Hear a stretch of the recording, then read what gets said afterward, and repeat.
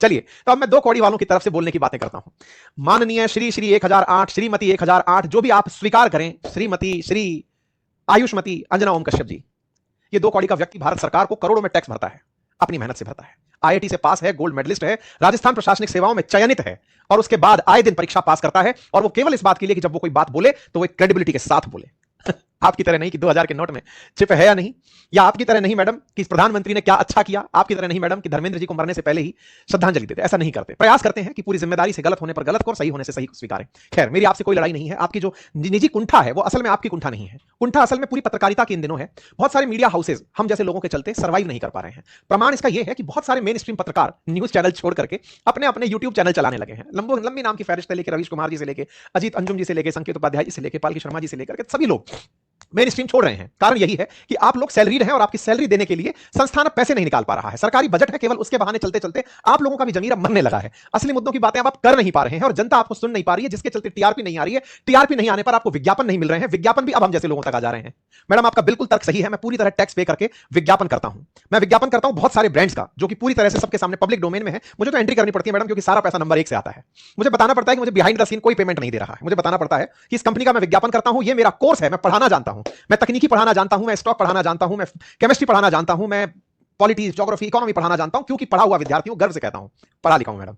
और जब पढ़ाता हूं तो लोग बहुत एप्रिशिएट करते हैं, और जो पता है एप्रिशिएट करते हैं उनको वो विज्ञापन वाली कंपनियां देखती हैं, कहती हैं कि यार इस आदमी को तो बहुत लोग सुन रहे हैं, चलो इसे विज्ञापन देते हैं। और मैडम सच बताऊं तो आज अगर आपके पास कोई और कमाई का साधन ना हो तो टेक्निकली हम बहुत बढ़िया कमाते हैं। हम लोग इतना बढ़िया कमाते हैं कि हमारे कुछ साथी तो यूनिकॉर्न कंपनी बनाकर बैठे हैं, बढ़िया लिस्टेड कंपनी बनाकर बैठे हैं, और आप लोगों का प्रोफाइल उठाकर देखिए तो मीडिया की कंपनी माइनस में स्टॉक लेकर चल रही है। समझ ही नहीं आता कि चल कैसे पा रही है। बहुत सारे टीचर्स बढ़िया गाड़ियों में घूमते हैं मैडम, करोड़ों की गाड़ियां हैं, बंगले हैं, टीचर की इज्जत बहुत जबरदस्त है मैडम। इसीलिए आप अगर हमारे चैनल के मेन पेज पर लिखी देखेंगे तो पाएंगे कि हम खबरें बताते नहीं, पढ़ाते हैं। कारण है मैम, पत्रकारिता में और टीचिंग में आप शायद एक अंतर भूल गई। जब यूपीएससी और स्टेट पीसीएस की तैयारी करने वाले छात्र करंट अफेयर नाम का सब्जेक्ट पढ़ते हैं, तो मैं आपकी जानकारी के लिए बता दूं कि करंट अफेयर होता क्या है। मैडम, होता क्या है ना कि किताबें एक ही बार छपती हैं, किताबें छपती हैं सीजन के एक बार, हिस्ट्री, ज्योग्राफी, पॉलिटी, इकोनॉमी की। उन किताबों में हर साल नए अपडेट्स डलने होते हैं। मैडम पता है वो अपडेट क्या होते हैं? वो अपडेट होते हैं इस साल विधायिका द्वारा पास किए गए कुछ कानून, इकोनॉमी में पास हुई कोई पॉलिसी, विज्ञान के अंदर हुआ कोई आविष्कार, या फिर कोई भी ऐसी जियोपॉलिटिकल घटना, वो अगली बार इन किताबों का हिस्सा होती है। जब वो हिस्सा होती है तो अगली बार वो किताब में छपती है। लेकिन आपको जानकर आश्चर्य होगा मैडम, आजकल के पेपर्स में यूपीएससी, स्टेट पीसीएस, एसएससी, तमाम वो एग्जाम्स जो करंट एग्जामिनेशन लेते हैं,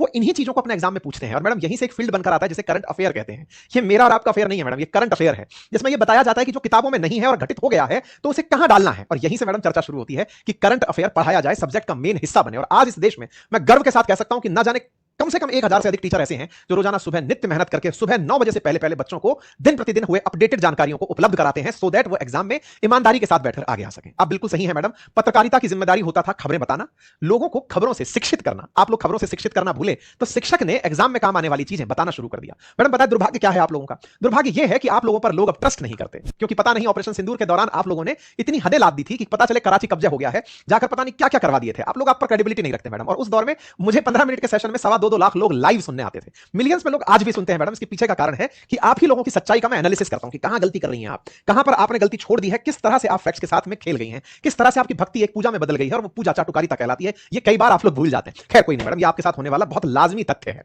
लेकिन मैडम एक बात और मैं आपके सामने रखना चाहता हूं, ये सिर्फ इसलिए रखना चाहता हूं कि हम लोगों ने ये काम शुरू किया बच्चों के लिए ही, पर क्या करें, बच्चों को पढ़ता देख पेरेंट्स जुड़ गए साथ में। ऑनेस्टली स्पीकिंग मैम, हम किसी के मोबाइल में नहीं गए, हमको किसी भी तरह से कोई ऐसा तरीका नहीं आता था जो लोग आप टीआरपी के साथ मैनिपुलेशन करते हैं, हम टीचर्स को नहीं आता था मैडम। हम तो यूट्यूब पर जानकारी दे रहे थे, क्योंकि ये फ्री प्लेटफॉर्म था, सरकार खुद डिजिटल क्रांति लेकर आई थी, हम डिजिटल क्रांति से लोगों तक पहुंच रहे थे। लेकिन क्या करें मैडम, आज चाहे रिक्शे वाला हो, चाहे हवाई जहाज में बैठने वाला आदमी हो। मैडम मैं आपको एक फैक्ट बताता हूं, आपको जानकर सरप्राइज होगा। यूट्यूब एल्गोरिदम है मेरे पास कि मेरे 30 से अधिक उम्र के जो सुनने वाली ऑडियंस है आज वो 65% से ज्यादा है। मैडम इसका मतलब समझती हैं? वो एग्जाम नहीं दे रहा है। 35 साल से ऊपर 50% से ऊपर ऑडियंस होने का मतलब जानिए मैडम, वो एग्जाम नहीं दे रहा लेकिन फिर भी मुझे सुन रहा है। इसका मतलब यह है कि वो आपको सुनना छोड़ चुका है। आज मैडम घरों की टीवी पर, यूट्यूब चैनल्स में टीचर्स चल रहे हैं। कारण पता है? क्योंकि वो आपको नहीं सुनना चाहते, क्योंकि उन्हें आप केवल ब्रेकिंग न्यूज बताने के काम आती हैं, या सरकार का स्पोक पर्सन बनी हुई दिखाई देती है कि सरकार का कोई स्टेटमेंट है, हां आपके पास जाते जरूर है, इवन हम लोग भी चले आते हैं आप लोगों के पास। कारण क्या है? क्योंकि आपके पास अभी भी वो अथॉरिटी है कि सरकार आप ही के माध्यम से बयान देगी। ब्रेकिंग न्यूज करने के लिए आपने जो हजारों पत्रकार छोड़े हुए हैं जो मार्केट से ब्रेकिंग न्यूज लेकर आते हैं, मैडम हम तो जिम्मेदारी से कहते हैं हम खबरें नहीं बताते, हमारे पास नहीं है मैडम इतना संसाधन, थोड़ा सा पैसा है उससे घर चलता है। लेकिन हां, आपकी जो खबरें हैं वो क्यों घटित हुई, क्या उसके पीछे की गणित है, ये हम बेहतरीन तरीके से बताते हैं, उसे हम एक्सप्लेनर कहते हैं। हम फिर से बता दें मैडम, आप कवर पेज जाकर चेक करें तो पाएंगे हमारे लिखा हुआ कि हम खबरें पढ़ाते हैं। हम खबरें क्यों पढ़ाते हैं? हमारी जरूरत है, लोगों ने हमें चूज किया क्योंकि आपने अपनी ग्रेविटी खो दी थी मैडम, क्रेडिबिलिटी खो दी दी थी। लोग हम तक आए, हम उन तक नहीं गए। अब रही बात आपकी दो कौड़ी की कहने की, तो मैडम मैं फिर से लौटता हूं, आप एक जगह बहुत सही हैं, और वो ये कि आजकल कोई भी व्यक्ति जैसे हाथ में माइक लेकर पत्रकार बन जाता है, ऐसे कोई भी व्यक्ति पेन और डिजिटल बोर्ड लगाकर टीचर बन जाता है। आप बिल्कुल सही हैं मैडम। अगर आपको वाकई में ऐसी किसी चीज से आहत होना लगा है कि कोई भी उठ करके कुछ भी बोल दे रहा है, निश्चित ही इसके भी एंट्री पॉइंट्स होने चाहिए कि शिक्षक बनने के लिए ये होना अनिवार्य है, वैसे ही पत्रकार होने के लिए ये होना अनिवार्य है। लेकिन मैडम क्या करें, डिजिटल मीडिया है ना, ये विचार की अभिव्यक्ति को रोकने की अभी तक हमारे यहां तानाशाही नहीं आई। लेकिन अगर आप लोग ऐसे ही करते रहे तो शायद सरकार आपकी बात सुनकर तानाशाही लाने की पूरी प्रयास में रह जाएगी। पर कोई नहीं मैडम, आपको बहुत सारा जितना सादुर्भाव दे सकें वो दें, क्योंकि आपने बता दिया कि वास्तविकता में आपकी चूल्हें हिल गई हैं। आपका जो ये फ्रस्ट्रेशन है, इसके पीछे दो आकाओं की बड़ी डांट है। एक वो कि तुम हमारा नैरेटिव क्यों नहीं चला पा रहे हो, और एक वो कि तुम्हारी टीआरपी क्यों नहीं आ रही है। ये टीचर्स लोग थोड़ा सा डालते हैं, यूनिकॉर्न कंपनी बना ले जाते हैं, हजारों छात्रों को पढ़ाते हैं, बढ़िया बैंक बैलेंस बनाते हैं, इनको तो कोई नहीं रोकता। और तुम लोग जो है कुछ भी कर पा रहे हो, तुम्हारे पास सारे संसाधन है, फिर भी तुम्हें लोग देखने नहीं आते। मैडम मैं मानता हूं,